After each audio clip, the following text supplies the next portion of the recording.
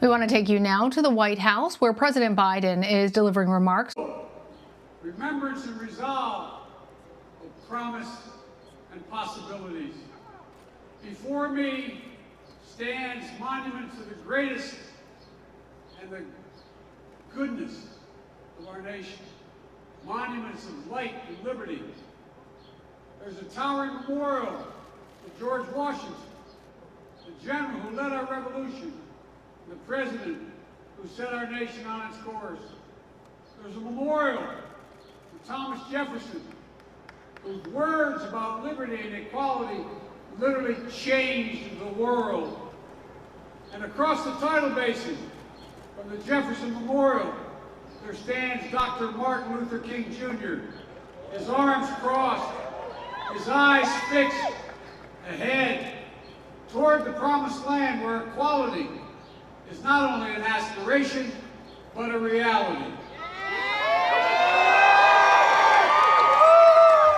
They help define who we are, guide what we do, remind us of the work that history has given us in our own time. This year, the 4th of July is a day of special celebration, for we are emerging from the darkness of years, a year of pandemic and isolation, a year of pain, fear, and heartbreaking loss. Just think back to where this nation was a year ago. Think back to where you were a year ago. And think about how far we've come.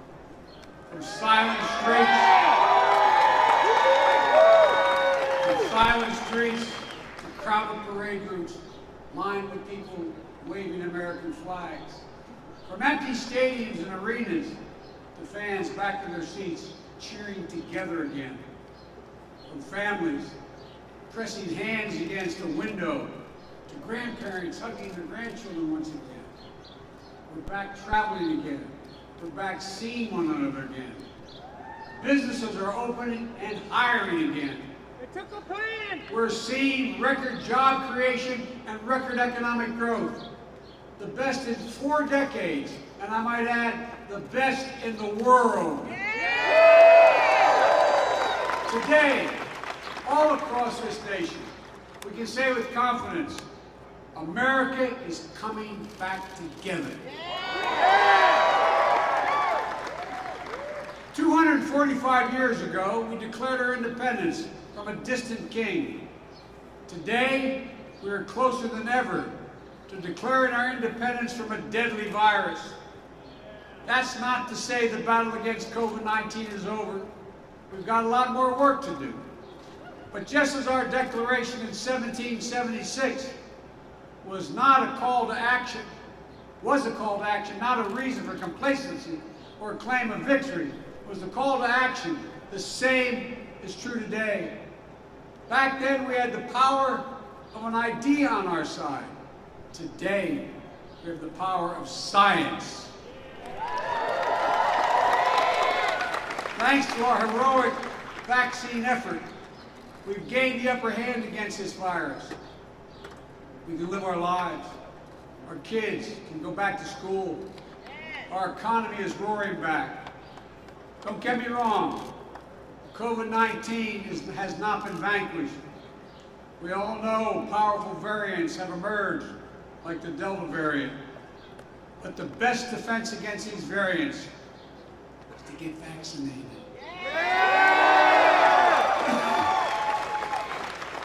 My fellow Americans, it's the most patriotic thing you can do. So please, if you haven't gotten vaccinated, do it now. For yourself, for your loved ones, for your community, and for your country. You know, that's how we're going to stay ahead of these variants and protect the hard-won progress we've made.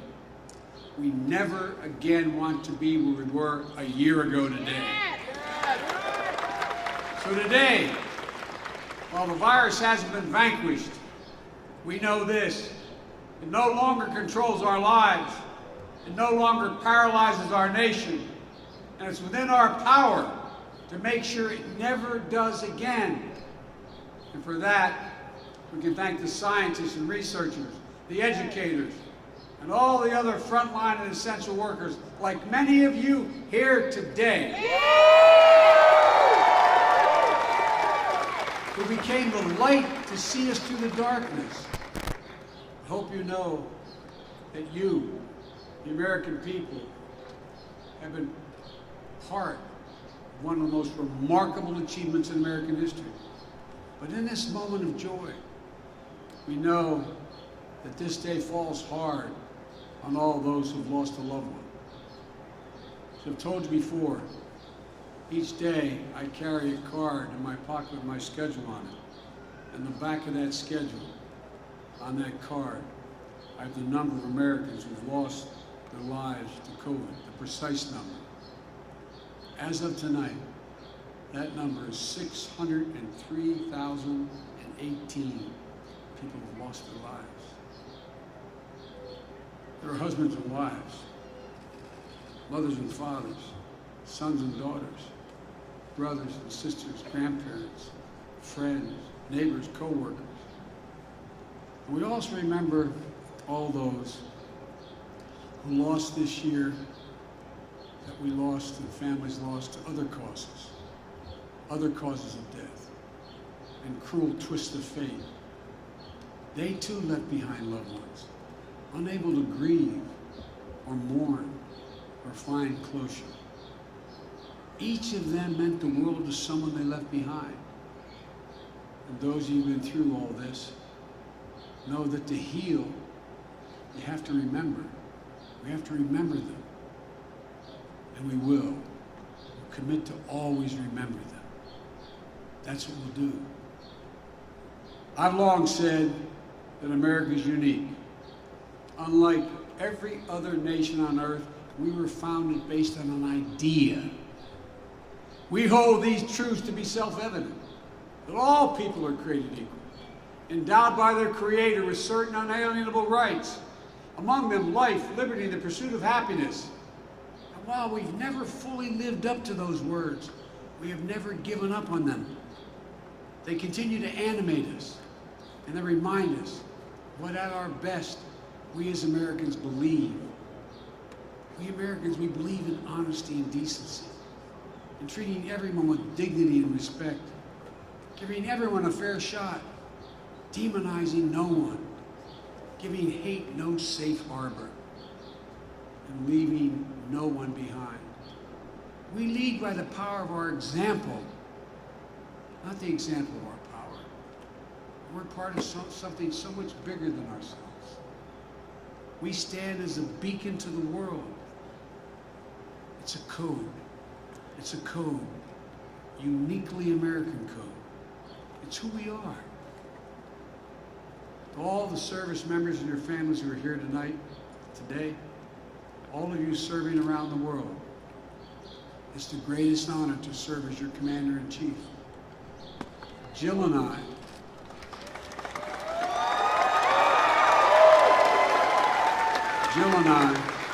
and our entire family, thank you for your service and sacrifice. Like so many military families, thinking of the loved ones who served, we think of our son Bo today.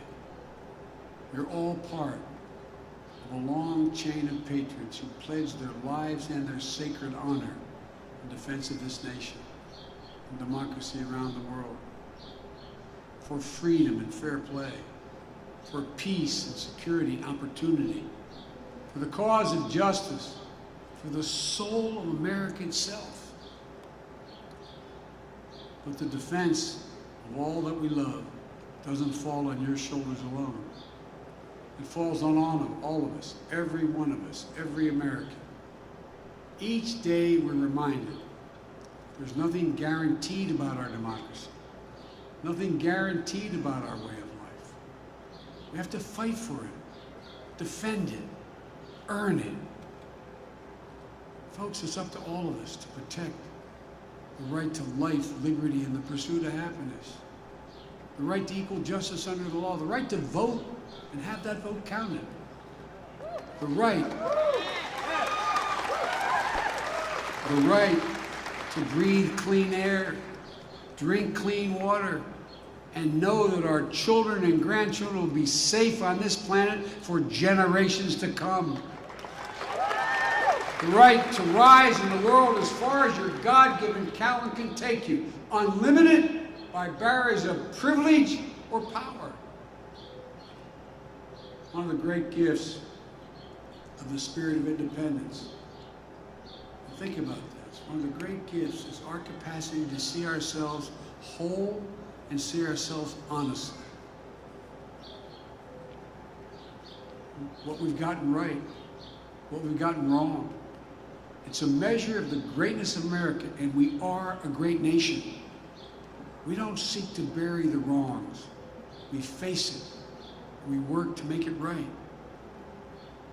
You know, history tells us that when we stand together, when we unite in common cause, when we see ourselves not as Republicans or Democrats, but as Americans, then there's simply no limit to what we can achieve. None. And today, we see the results of the unity of purpose. The unity of purpose in forging in our nation, we're forging in our nation. For together, we're beating the virus. Together, we're breathing life into our economy. Together, we will rescue our people from division and despair. But together, we must do it. Over the past year, we've lived through some of our darkest days. Now, I truly believe, I give my word as a Biden, I truly believe we're about to see our brightest future. Folks, this is a special nation, a great nation. And there is a timeless truth about America. The most powerful idea in the history of the world, in the hearts of the people of this country. It beats in all our hearts. No matter your race or ethnicity, no matter your gender identity or sexual orientation, no matter your disability, no matter your faith, it beats in the hearts of rich and poor alike. It unites America. Whether your ancestors were native to this land or brought here forcibly and enslaved, whether you were immigrants from generations back like my family that came from Ireland, or you're coming here today looking to build a better life for your family like our fellow Americans I just swore in the White House 2 days ago.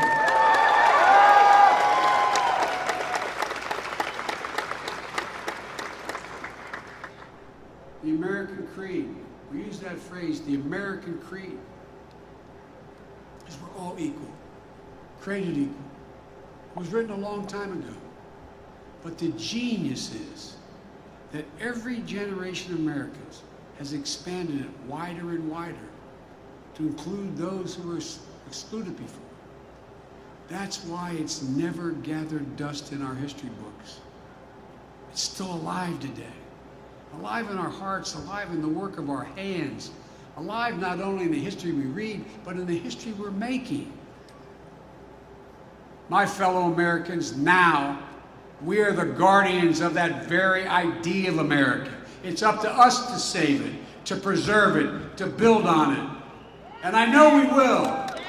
On this sacred day, I look out to those monuments on our National Mall and beyond them, into the hearts of our people across the land. And I know this, it's never, ever been a good bet to bet against America.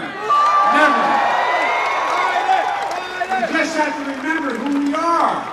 We are the United States of America. And there's nothing we can't do if we do it together. Folks, happy 4th of July, America. God bless you all. And may God protect our troops. Thank you, thank you, thank you.